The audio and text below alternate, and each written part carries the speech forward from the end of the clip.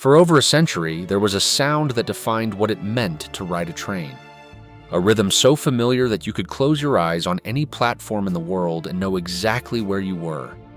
Clickety-clack, clickety-clack. It was the heartbeat of the American railroad, the lullaby of overnight Pullman sleeper cars rolling across the Great Plains. But if you ride an Amtrak train today, from Chicago to Los Angeles, you can travel for hours across open prairie without hearing that rhythm at all. So what silenced one of the most recognizable sounds in transportation history? The answer involves a tiny gap in the steel, a chemical reaction hot enough to melt iron, and an invisible battle between physics and engineering that's still playing out beneath the wheels of every freight train in the country. The answer starts with a gap. A tiny, deliberate gap, roughly 1/8 of an inch wide, left between the ends of two steel rails wherever they met. That gap was the source of the clickety-clack, and it existed for a reason that has nothing to do with sound and everything to do with physics. For most of railroad history, rails came in standard sections. In the United States, that standard length was 39 feet. Each section was connected to the next using a pair of metal plates bolted to the sides of the joint, a device called a fish plate, or joint bar. The fish plate held the two rail ends in alignment and transferred the load of passing wheels from one section to the next. It was simple, it was functional, and it was used on virtually every mile of track in the country for over 100 years. But there was a catch, and it was a big one. Steel expands when it gets hot and contracts when it gets cold.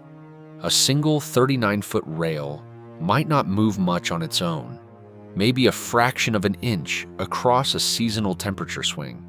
Scale that up across thousands of rail joints over hundreds of miles, though, and the numbers get alarming.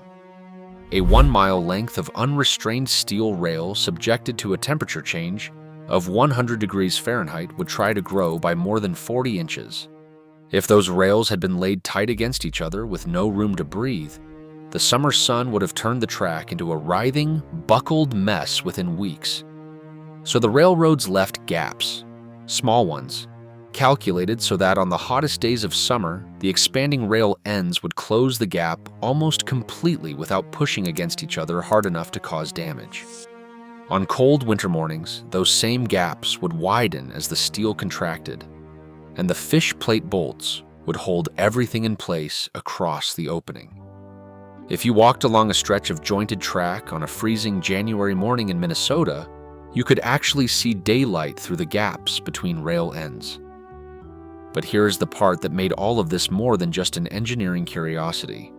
Every time a steel wheel rolled across one of those gaps, it produced a small impact. The front wheels of a truck, the assembly of axles and wheels beneath each rail car, would hit the gap first and produce a click. A fraction of a second later, the rear wheels of the same truck would cross the gap and produce the clack. Multiply that across every joint in the track, every car in the train, and every mile of the journey, and you got the steady, rhythmic pulse of the rails. Clickety-clack, clickety-clack, mile after mile. It was charming, and for generations of passengers, it was the soundtrack of travel itself. But it was also a serious engineering problem. Those joints were the weakest links in the entire railroad infrastructure. Every impact from a passing wheel hammered the rail ends a little bit harder, deforming the steel and creating dips that made the next impact even worse. The fish plate bolts loosened under constant vibration. Maintenance crews spent enormous amounts of time and money tightening bolts, replacing battered rail ends, retamping the ballast beneath the joint ties, and patching failed fish plates. The rail at a joint lasted a fraction as long as the rail in the middle of a section. And at higher speeds, the pounding grew worse, sending shock waves through the wheels, the trucks, the car bodies, and ultimately into the spines of the passengers. The joints also limited how fast trains could safely travel. Every gap was a tiny interruption in the smooth running surface, and at high speed, those interruptions became violent jolts. The dream of faster passenger service, The kind of speeds European and Japanese railroads were beginning to explore required a fundamentally different kind of track. The solution had been theorized for decades. What if you could weld the rail sections together, eliminating the joints entirely and creating one continuous ribbon of steel? The idea was elegant.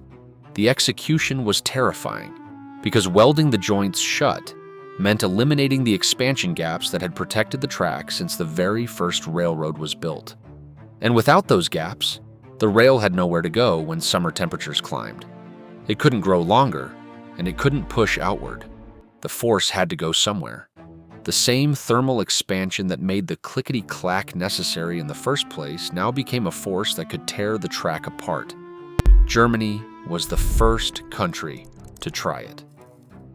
In 1924, German engineers laid the first known installation of welded rail, testing whether continuous steel could withstand the thermal forces that jointed rail was specifically designed to accommodate. The results were promising enough that other railroads took notice. In the United States, the Central of Georgia Railroad welded rail inside a tunnel in 1930, a controlled environment where temperature swings were minimal. 3 years later, the Delaware and Hudson Railroad made the first open-track thermite welds in the country, exposing welded rail to full seasonal temperature cycles for the first time. Could continuous steel really hold together through a Northeast winter and a Georgia summer? The early results said yes.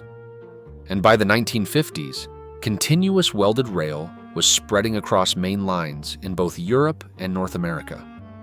The process that made it possible was thermite welding, a technique with roots stretching back to the 1890s.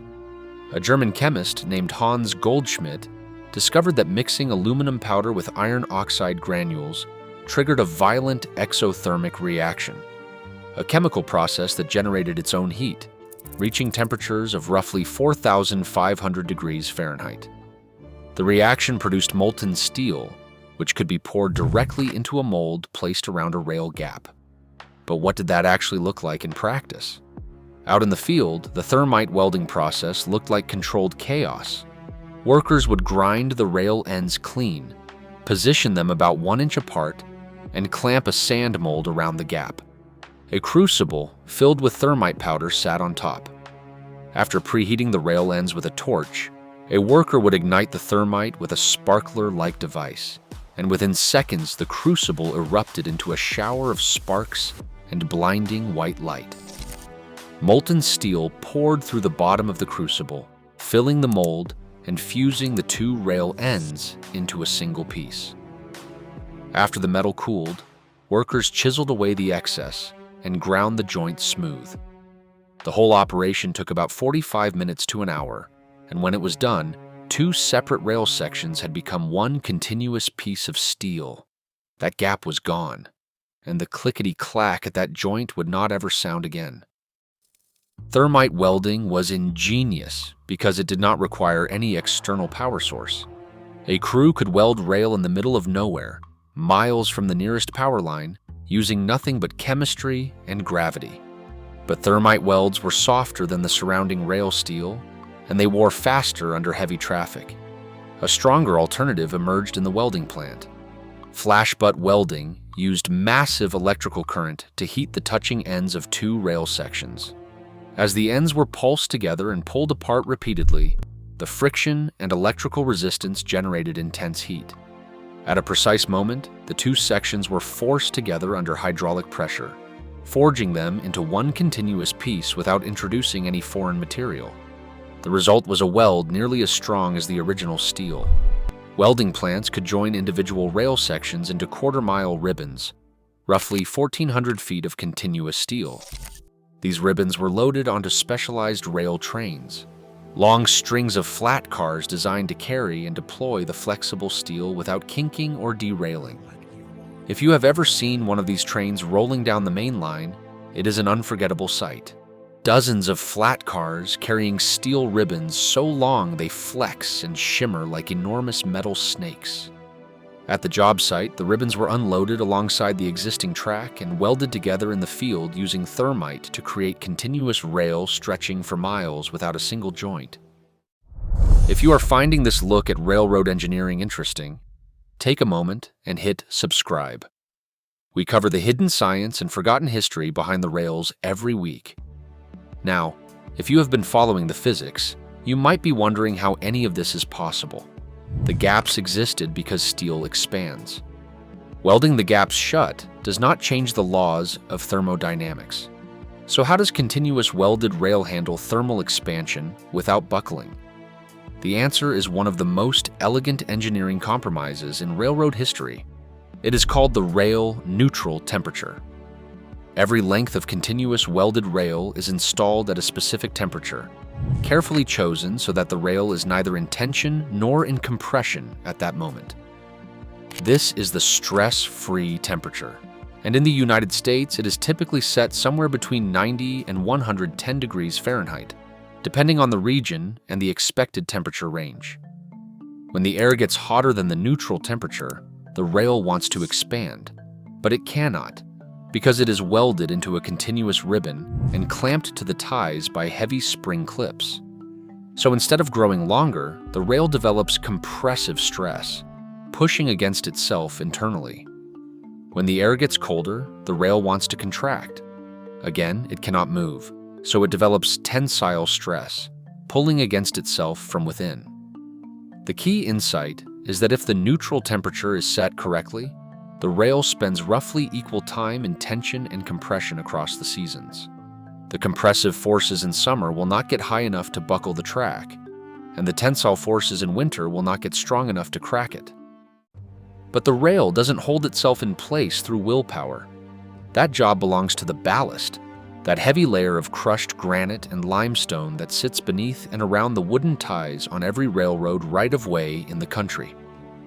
If you've ever looked at railroad ballast and wondered why the stones are so jagged and angular rather than smooth and round, this is why. Ballast isn't decorative, it's structural. Its angular, interlocking surfaces grip the ties and resist any lateral or longitudinal movement. A full ballast shoulder, well compacted and properly drained, is the primary defense against thermal buckling. This matters more than most people realize. If you've been paying attention to railroad maintenance stories, you might have seen reports of what track workers call a sun kink. When rail temperature climbs well above the neutral temperature, the compressive force can overwhelm the ballast resistance. The track lurches sideways, sometimes violently, snapping into an S-shaped curve on tangent track or a C-shaped bulge on curved sections. It happens fast, sometimes in a fraction of a second, and it can send a train off the rails with no warning. Freshly tamped ballast is especially vulnerable because the compaction that holds everything together gets disrupted during maintenance. Railroads manage this risk constantly. Slow orders go out during heat waves. Maintenance windows are carefully timed to avoid hot afternoons. Track inspectors walk the line looking for signs of restless rail. And in an innovation that would have seemed absurd to the old Gandhi dancers, Union Pacific has experimented with painting railheads white to reflect sunlight and keep the steel cooler during extreme heat. So what happened to the Clickety-Clack? It didn't disappear overnight, and it hasn't disappeared completely. The transition from jointed rail to continuous welded rail took decades, accelerating through the 1980s and the 1990s as the cost savings became impossible to ignore. By the late 20th century, the vast majority of mainline track in the United States and Europe had been converted to welded rail. But the old rhythm survives in certain places. Rail yards still use jointed track, because the constant shuffling and rerouting of cars makes welded rail impractical in those environments. Switches and crossovers require insulated joints to maintain the electrical circuits used for signaling and grade crossing protection. Some branch lines and short lines, where traffic is light and budgets are thin, still run on 39-foot rail sections bolted together with fish plates that have been in service for decades. You can ride through parts of rural Appalachia or the upper Midwest and hear the old rhythm coming back through the floor of a freight car, each joint announcing itself like a familiar song. And heritage railroads, those preserved lines that run steam locomotives for tourists and railroad enthusiasts, sometimes maintain jointed track deliberately because the clickety-clack is part of the experience they are selling. The sound itself has become an attraction, a sensory artifact of an era when trains moved slower but sounded more alive. There's a sound on modern welded rail, though. It's not silence. It's a low, steady hum, the vibration of steel wheels on smooth steel ribbon, interrupted only by the gentle thump of expansion joints at bridges and switches. If you've ridden a modern passenger train, a high-speed service in Europe, or a commuter rail line in an American city, you've heard it. It's the sound of continuous welded rail doing exactly what it was designed to do. And if you listen carefully at certain points along the journey, you can still catch the faint remnants of the old world. A quick double beat as the wheels cross an insulated joint or a turnout. A brief echo of the rhythm that used to stretch unbroken from coast to coast. But was the trade-off worth it? The railroads didn't set out to erase the Clickety-Clack. They set out to build a better track, one that lasted longer, cost less to maintain, rode smoother, and allowed trains to travel faster. The silence was a side effect of progress, traded for higher speeds, lower costs, and fewer derailments. Whether that trade-off was worth it depends on whether you are an accountant reviewing maintenance budgets, a civil engineer studying track longevity charts, or someone who fell asleep on an overnight train somewhere in the American heartland with the rhythm of the rails as your only companion. The steel is still down there, stretching across the continent. Trains still run, day and night, coast to coast. What changed is the sound. And on occasion, if you find yourself standing near a quiet stretch of track on a hot summer afternoon, you might notice something the old-timers would have found unsettling. The rail is warm to the touch. The ballast holds it in place. And inside that long, silent ribbon of steel, enormous forces are pushing and pulling against each other, kept in balance by nothing more than crushed stone and careful mathematics. The Clickety-Clack is gone. But the tension it was built to manage is still there, hidden in every mile of track, working silently beneath the wheels.